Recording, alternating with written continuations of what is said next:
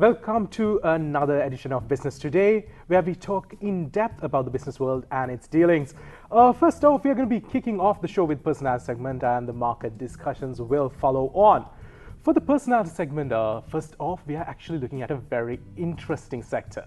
We are looking at the banking sector. Now, I call it interesting because we are talking to a very unique individual who's the head of the largest private bank of Sri Lanka. If I go into more descriptions, he is the chairman of the commercial bank. We'll take a look at his profile and we'll be right back.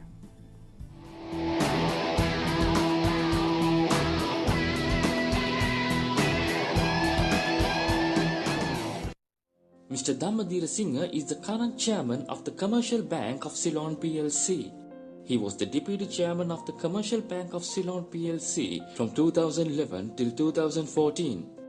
Mr. Dheerasinghe functioned as the alternative executive director for Bangladesh, Bhutan, India and Sri Lanka of the International Monetary Fund from 2007 till 2010 and deputy governor of the Central Bank of Sri Lanka from 2004 till 2007. Mr. Dheerasinghe was also the chairman of the Monetary Policy Committee and Sovereign Ratings Committee. He has obtained a master's degree for economics from the University of Leeds and a first-class honorary bachelor's degree and BPhil for economics from the University of Colombo. He is an honorary fellow of the Institute of Bankers of Sri Lanka and holder of honorary ACI diploma.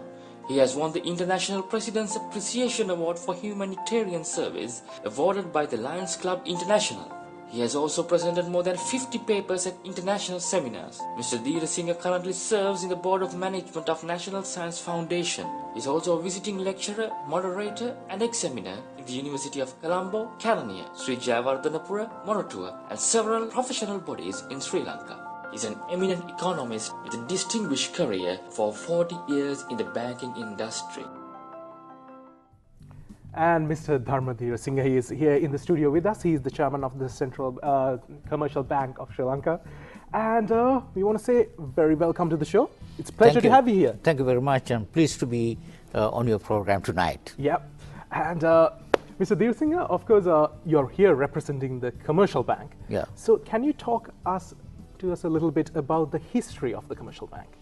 We have, I think, next year in 2020, we'll be completing 100 years of banking in Sri Lanka.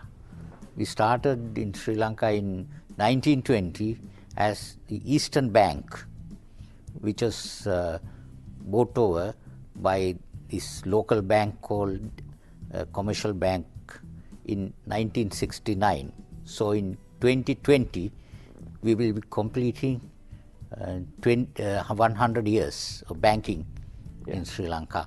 And in the meantime, in 1969, we also acquired part of Mercantile Bank, and both the Eastern Bank and Mercantile Bank became a local bank called Commercial Bank of Ceylon plc. And can you talk to us a little bit about the ownership of a commercial bank? How does that work? We have a diverse ownership. We have some large stakes held by the Employees Provident Fund, Sri Lanka Insurance Corporation, DFCC Bank. Also, we have about 35% of our stake held by foreign funds, investment funds. Very diverse bank. Very diverse ownership. Now, talking about yourself, coming back to yourself, you've had an interesting career, as we rightly so. You have been the deputy governor of the central bank. Now you're the chairman of the commercial bank. Can you talk to us a little bit about your career beginnings? I began my career in Bank of Ceylon as a management trainee in 1975. And after about 18 months of my service in Bank of Ceylon, I left and joined the central bank in 1976. So I joined the central bank as a management trainee and then rose to the position of the senior deputy governor and retired from central bank in December 2011. And then I joined the commercial bank and the board of the commercial bank as deputy chairman, and I was deputy chairman for 2.5 years, and For the last 4.5 years, I've been chairman. And while I was at the central bank, I was on release to the International Monetary Fund as the alternate executive director for India, Bangladesh, Bhutan, and Sri Lanka. What does that role entail, actually? Yeah, the International Monetary Fund has 24 constituencies. India, Sri Lanka, Bhutan, Bangladesh is one constituency. We have this constituency has about 3% of the IMF capital. So the executive director comes always from India, and the alternate comes from Sri Lanka. Wow, that's a pretty exciting job. Yeah, that's You've right. held some pretty exciting jobs. Yeah. Now, in a personal statement, what job was most challenging, being as deputy governor, working with the IMF, or the current role as chairman of Commercial Bank? Yeah, wherever I was at the central bank, I was involved in structuring new debt instruments. The most popular debt instrument, public debt instrument in Sri Lanka today, the treasury bonds, was structured by me. Those are all, of course, teamwork, and the most popular debt instrument that the government is using to raise debt in foreign currency, the Sri Lanka Development Bond, was structured by me. And the central depository system for government securities was set up during my tenure in the central bank. I was in the public debt department. I headed the public debt department. I was in that department for 10 years, from 1994 to 2004. Wow, that's a lot of responsibilities that you have carried over. Yeah. Now, you did actually mention how you became involved in Commercial Bank in 2011, Right. After retiring. What made you choose a central bank, Commercial Bank, going out of the central bank? No, I retired from Yeah. central. I was in government service for 37 years, including my 2-year tenure at Bank of Ceylon, altogether in public service with my 2.5 years at the International Monetary Fund, altogether 37 years, 37 plus years. So I retired, and then I had invitations from various boards. I don't want to mention their names, so I decided to join two reputed corporates in Sri Lanka. One is Bartlett, the other is the Commercial Bank. Wow. Now, of course, talking about Commercial Bank, Right. It has come up as the largest private bank of Sri Lanka. Right. So, what were the steps that you took to maintain and get into that position? I think we have to be thankful to all our predecessors and those people who were on the board and in the corporate management at the junior most level for building this institution to what it is today. Right? It has a very modest beginning, and it has today become the largest private bank in Sri Lanka and the most awarded bank. And as I told you a little while ago, the first Sri Lankan bank to be in the best 1,000 banks in the world, and to be in that position for the last 8 years consecutively. Now, talking about world banking, you guys are not only local, you guys have expanded globally as well. Care to talk a little bit about that? Yeah, we believe in expansion and international expansion, and we first moved into Bangladesh, and we bought over a bank called Credit Agricole, and that was a small foreign bank. And today, Commercial Bank has 19 branches in Bangladesh, and we are the third largest foreign bank operating in Bangladesh. And then we have some operation which is exchange house, is licensed by the Bank of Italy, is as good as the license issued by the EU, the European Union. And then we have our operations in Myanmar. We have a rep office in Myanmar, in Yangon, and we have a microfinance company which is CBC Myanmar Microfinance Limited, operating in Naypyidaw in Myanmar. We have a Tier 1 bank, which is a subsidiary of Commercial Bank, which is a very successful operation in the Maldives, Commercial Bank of Maldives. So how do you actually manage all those different institutions? We have the capabilities, we have good corporate culture, and we recruit young people, school leavers, and we also sometimes recruit graduates, good graduates, chartered accountants, engineers as management trainees.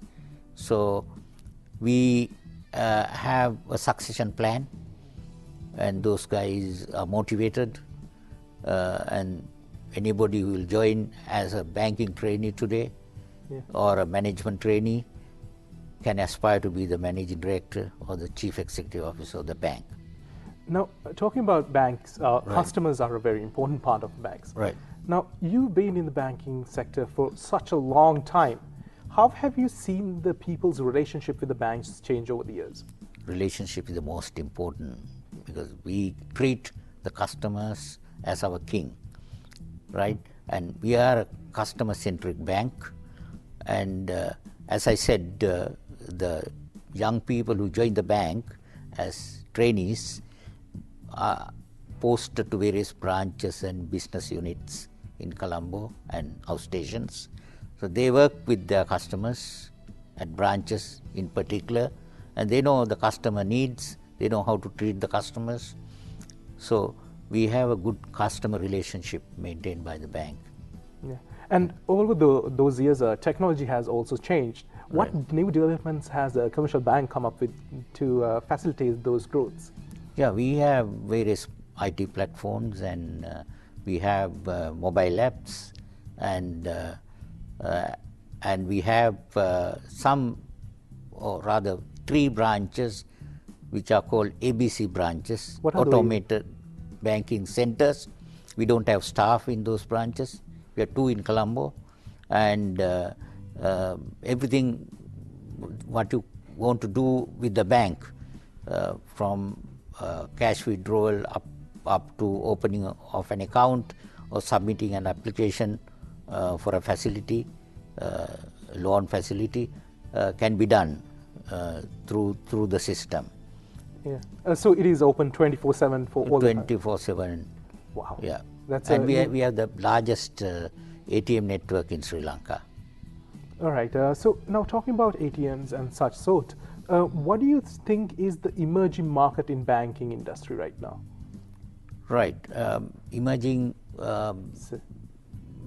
in a sense, I think we have some basic issues in this country to be sorted out before we move on to sophisticated banking products and services. And what I believe is that in this country we have a very fundamental issue, which is the financial literacy. Financial literacy. We have a great majority of people in this country, mostly in remote areas, don't have any literacy. And the other thing is the access to finance. So I think we can't have any development in this country if you neglect those people who are not financially literate, who don't have any access to finance. Wow. Now, you did actually mention you have microfinance branches in Myanmar. Right. How is microfinance in Sri Lanka? I think microfinance is an important segment of the market. Microfinance has developed in all emerging markets, emerging or developing countries in the world, because most people at the low end don't have collateral. They don't have any property or anything to be given as collateral. So those people get small loans, micro loans, at high rates of interest. So it's mostly done by non-banking institutions. I think in this country we need some regulation, right? And the authorities must look at this issue of regulating the microfinance industry in this country. Is it very steep when you go outside the banking system? When you look at microfinances, the interest rates. Interest rates are high, much higher than much higher. There is no regulation. There's no regulation because the regulator is the central bank, and this is a country where there is multiple regulators other than the central bank, and the central bank regulates only the deposit taking institutions, which are licensed commercial banks, licensed specialized banks, finance and leasing companies. Oh, wow. So those microfinance entities, I can remember some time back, a survey done by the Census and Statistics Department revealed that there are about 22,000 different entities doing microfinance in Sri Lanka, some at national level, some at regional level, some at village level. So there is no regulation. So as long as they don't take deposits, the regulatory framework does not capture those entities. Now, talking about the commercial bank itself, how are you guys expanding your branches to the, not the suburban or urban areas, to the rural areas? Yeah, we have 266 branches in this country. We have nearly 6,000 branches of other outlets of both licensed commercial banks and licensed specialized banks, and any branch location or opening of a new branch or a service point, you need the central bank approval. Yeah. They look at the need in particular location, particular district or a region, and we have in the western province we have more banks, more branches, very dense banking network, but in some of the remote areas, especially in the north and east and Uva and Sabaragamu provinces, the banking density is very low. Okay, so they actually need to be improved. Yeah. Now, talking about the team, you actually mentioned how important it is to have a great team behind you. So talking about your personal management style, what have you seen to have worked the best? How do you actually manage your people? I think number one principle is that you have to make people happy, keep them happy. Even your staff? Or? Even the staff, the senior level in the management, and everyone else who work with you. We have over 5,000 people in our staff. Our staff strength is over 5,000. So it's not easy to manage 5,000 people. Yeah. But as long as you make them happy, keep them happy, they'll unleash their potential. Now, talking about yourself again, what is a typical work day for you? No, I'm really not an executive. Yeah. I've been an executive at the central bank. When you were deputy governor? When I was deputy governor. Yeah. And here at commercial bank, I'm a non-executive independent director. So in a corporate, if you look at the corporate governance, we have three categories of people. One is the board, the other is the share owners, the other is the management. So you have to have a firewall between those three. So you are the board's representative? Yeah, board, chairman of the board. So can you just explain a little bit about your duties when you're actually dealing with the other two parts? Right. Now, we have the main board. Yeah. We have 12 on our board, and we have board subcommittees. That's how we operate. We have some important board subcommittees like the Board Audit Committee, Board Integrated Risk Management Committee, Board Credit Committee, Board Related Party Transactions Review Committee, Board HR Committee, Board Nomination Committee, Board IT Committee.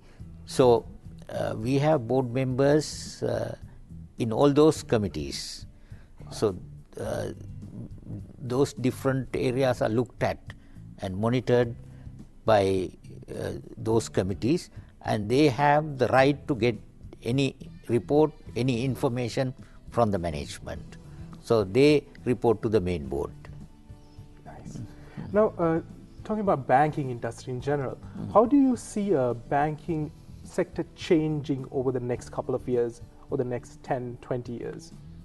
I think banking industry as a whole, or banking system, has an important role. We do what is called a financial intermediation. We have people who are prepared to invest money, and we have another set of people who are willing to borrow money. So in a financial intermediary, what happens is we have facilities for those people who have money for investment to bring their money and deposit their money. So we have to pay interest for the deposits they make with you, and at the same time we lend the money we have borrowed. We have various sources of borrowing also other than the deposits.